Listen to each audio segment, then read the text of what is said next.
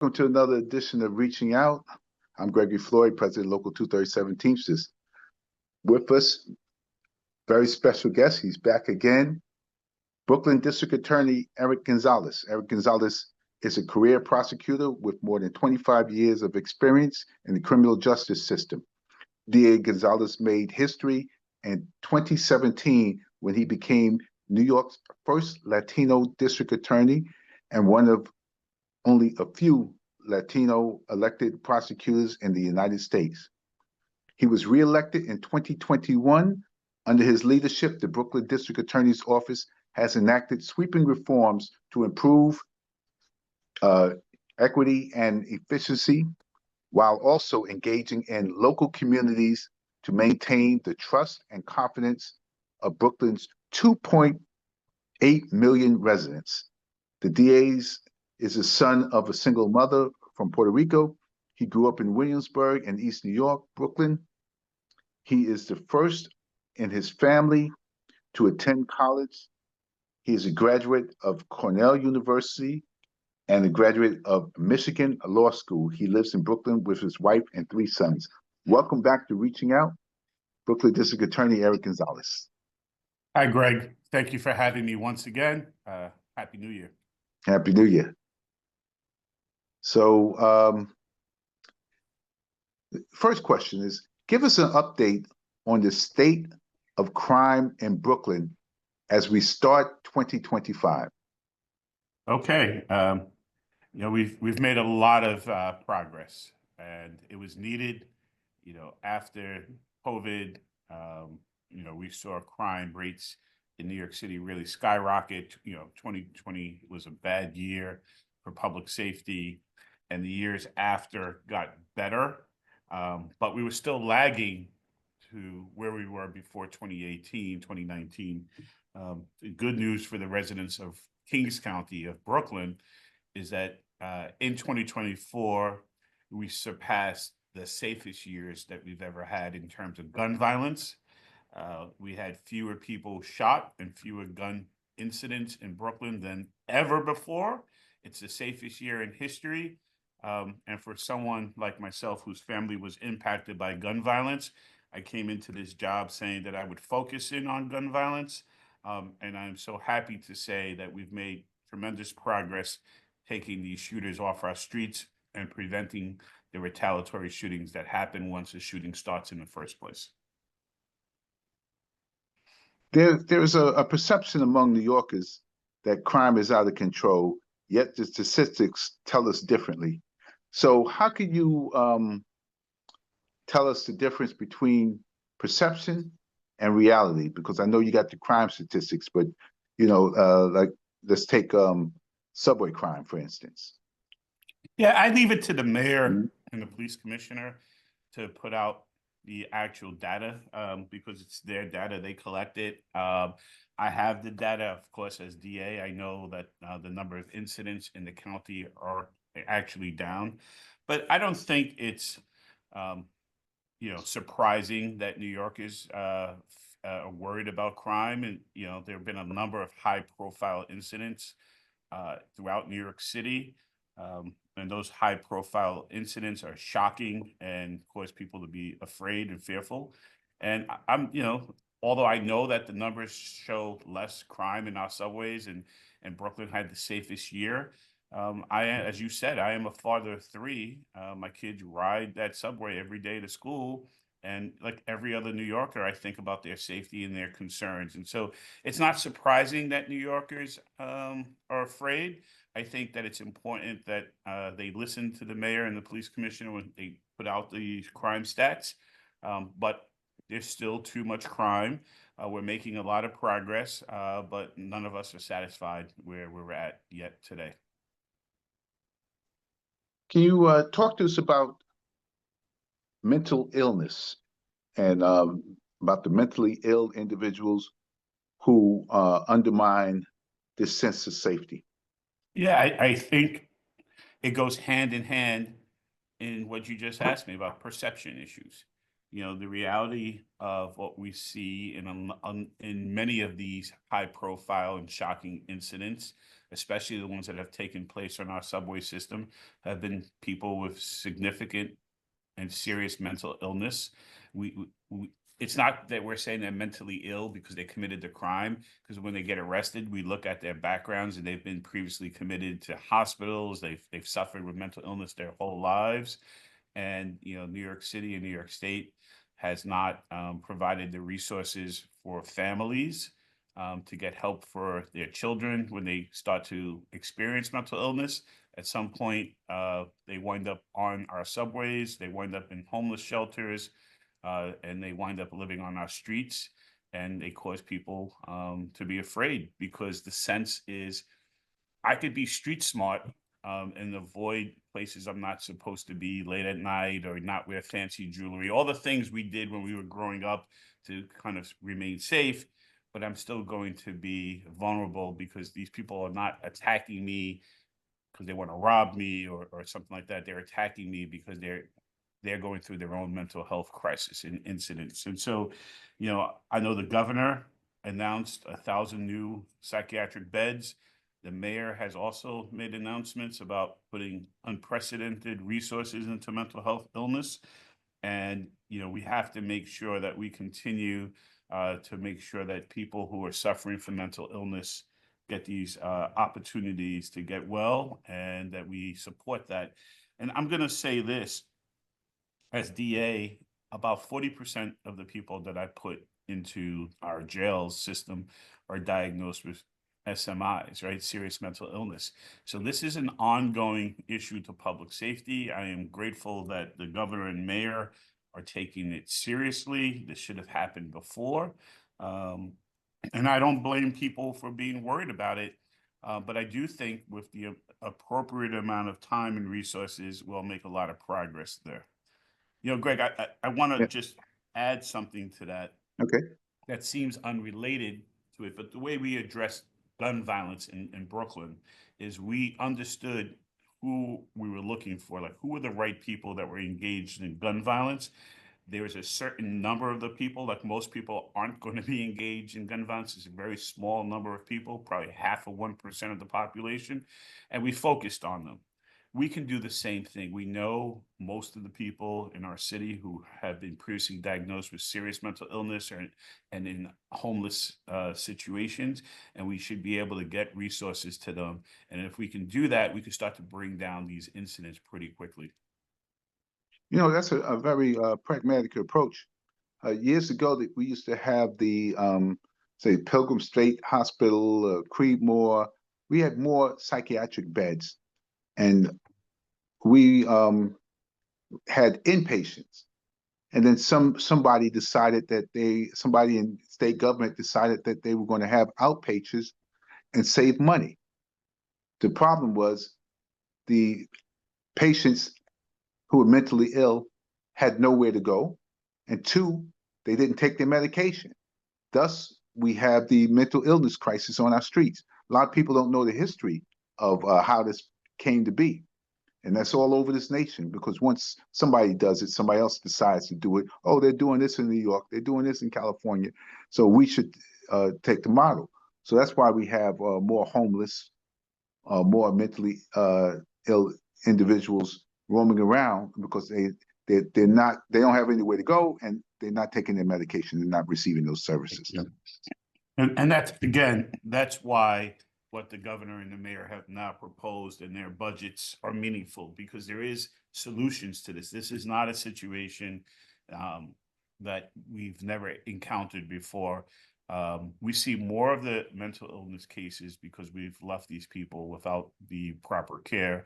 And I think both of these leaders in government are understanding that it's time to put the care back into people, to get them well and get them off our subways and off our streets like that. It's very good, very good. You're listening to Reaching Out. I'm Gregory Floyd, President, Local 237 Teamsters. With us once again is a very special guest, Brooklyn District Attorney Eric Gonzalez.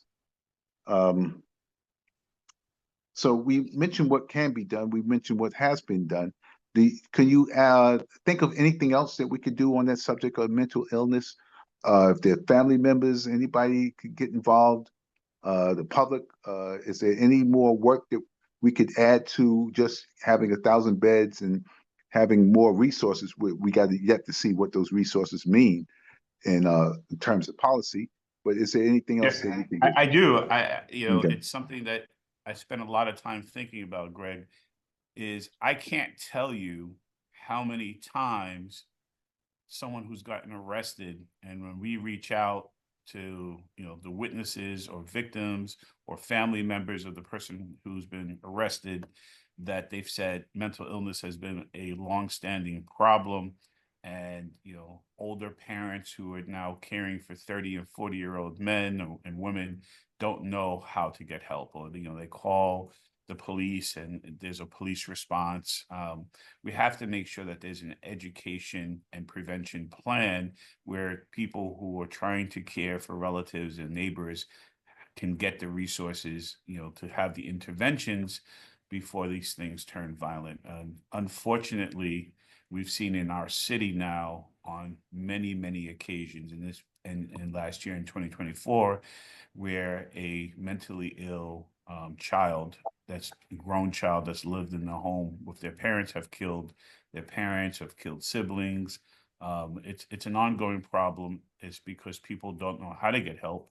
And so as we start to provide the resources in government, we also need to have an education campaign for doctors and for the police and for others to teach people how to access resources and how to get services, because we just saw way too many of these domestic violence cases, but they weren't the typical DV cases, intimate partner violence. There were people suffering mental health issues, and they got involved in their family and they wound up killing their family. And unfortunately, even in Brooklyn this past year, there were a couple high profile people with mental illness who killed their family members, including one Asian man who was a law abiding, had never been arrested, who killed 4 people in his house. He killed his mother, his sister, and his 2 nieces.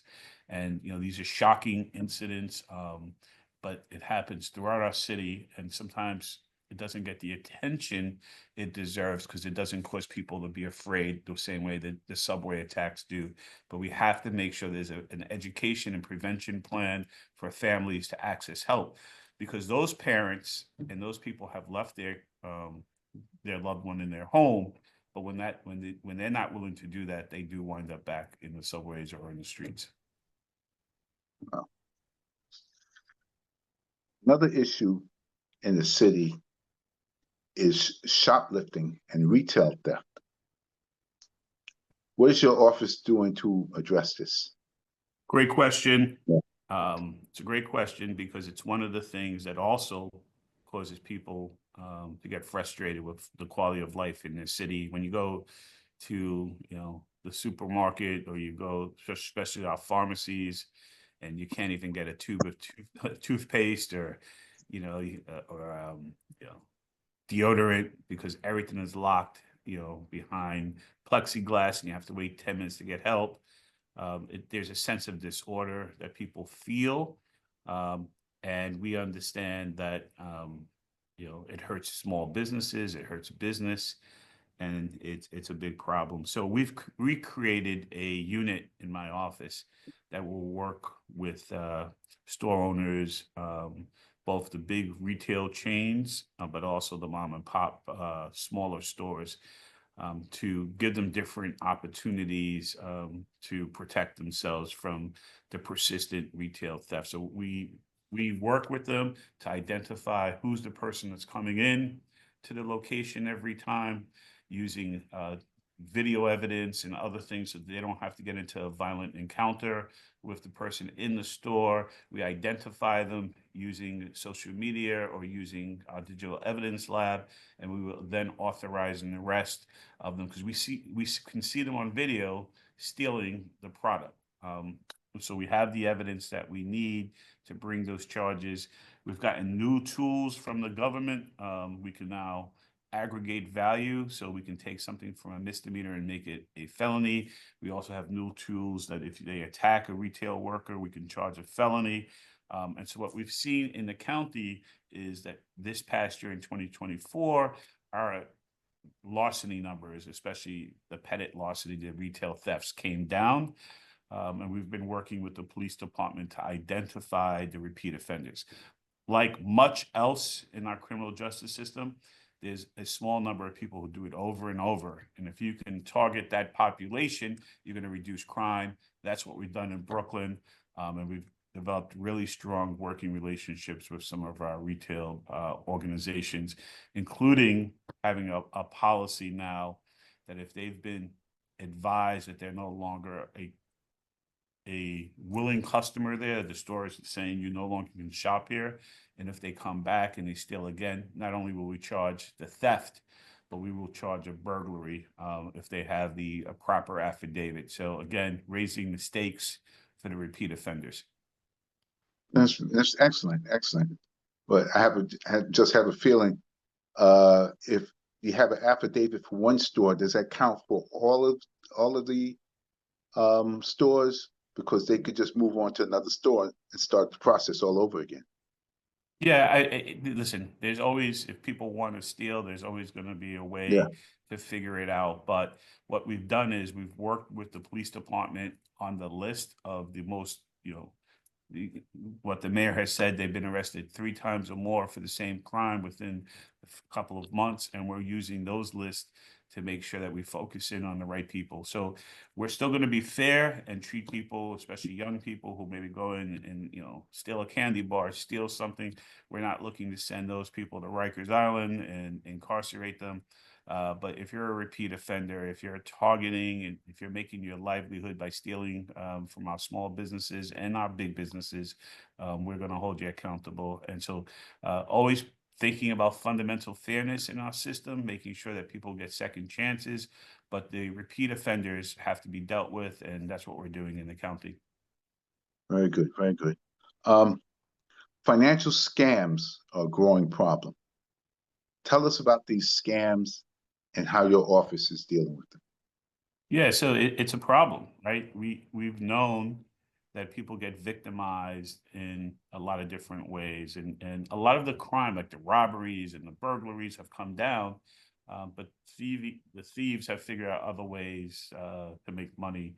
And so for a while, it was check fraud cases and bank fraud cases and credit card identity thefts, and we've all, probably everyone has at some point had their identification stolen in some capacity.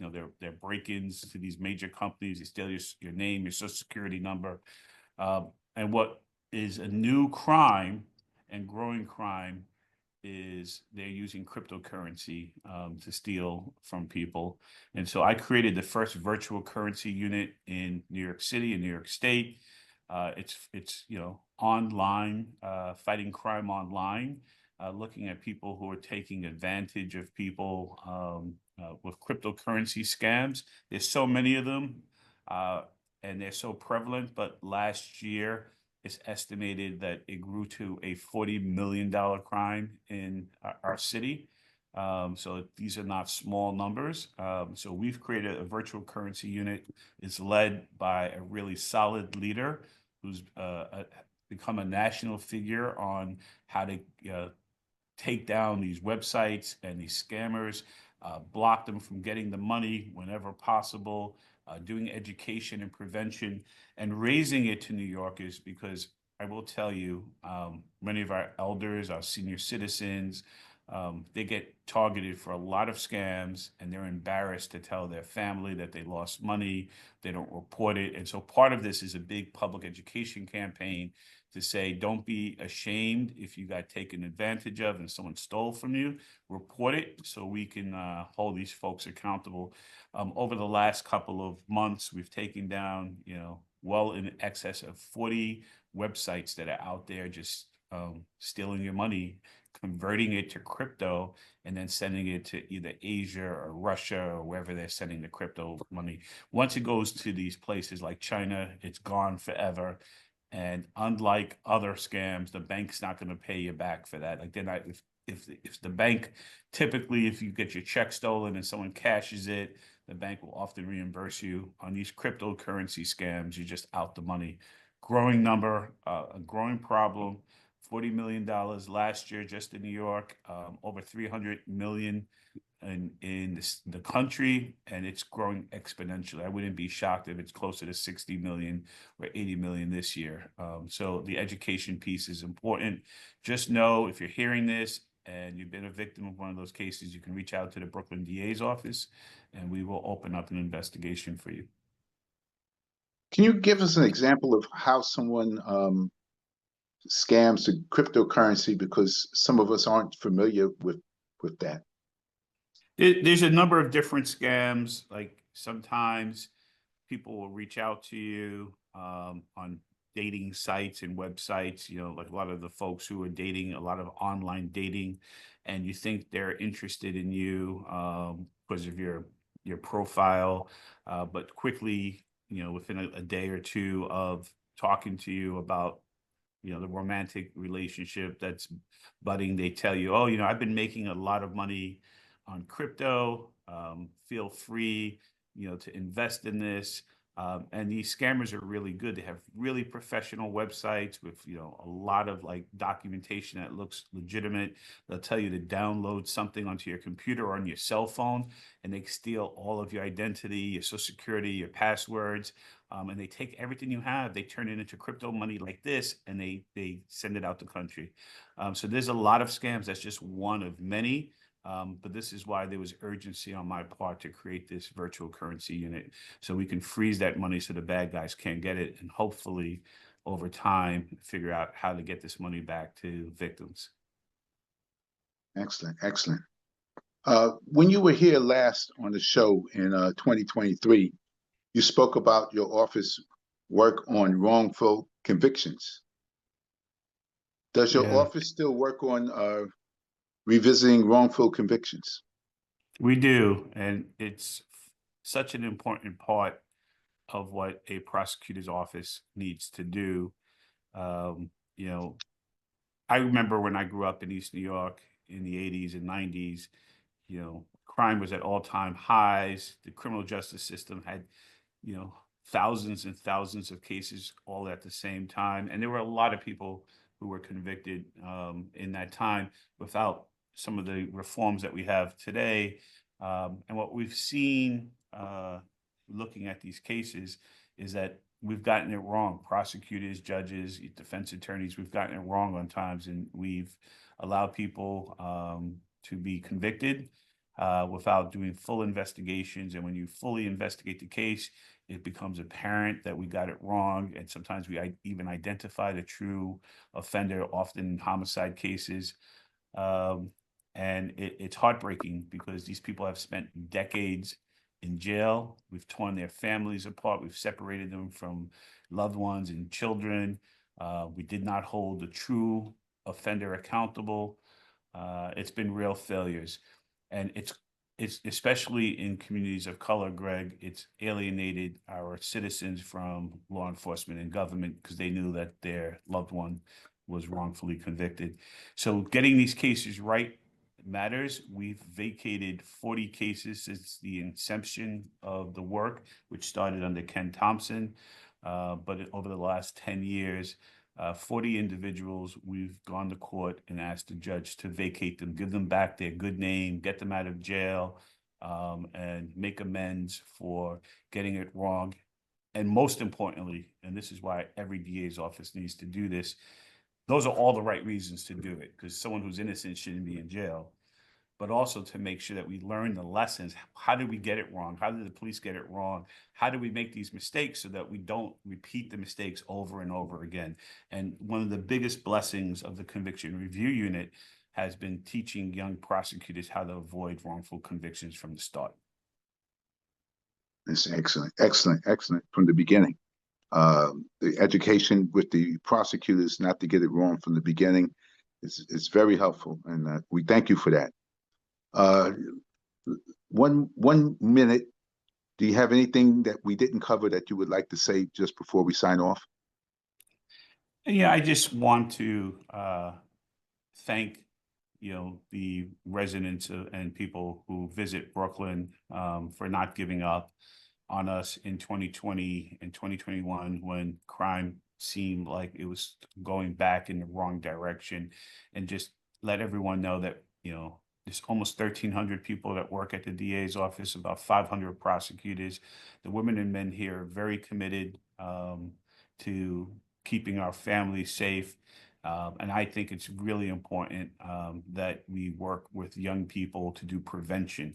And so not only are we prosecuting the cases, Greg, but the office is investing a lot of resources on prevention. And next time I come back, maybe we can talk about some of the prevention programs, which I think have also helped us reduce crime in Brooklyn faster than the rest of the city.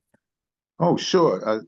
We don't have to make it so far and few in between. Next time you're available, you just pick up the phone and say, hey, look, I want to come back on, and we'd be more than happy to share your secret with the nation, how you reduce crime and what works. I'll tell you, prevention is a big piece of it, because when you stop an incident from happening in the first place, you stop what I would consider the natural course of action, which is there's going to be retaliation for the person who robbed someone or shot someone. So you do that, but you create a peace dividend. And next time we come back, we talk about the peace dividend, creating goodwill in communities that haven't had that in a while, that they should stay and remain peaceful. God bless you, Greg, and thank you for having me on. Thank you. And that's all the time we have for reaching out. A very special guest was Brooklyn District Attorney Eric Gonzalez. Thank you for coming back on Reaching Out. You're welcome to come back anytime. Thank you.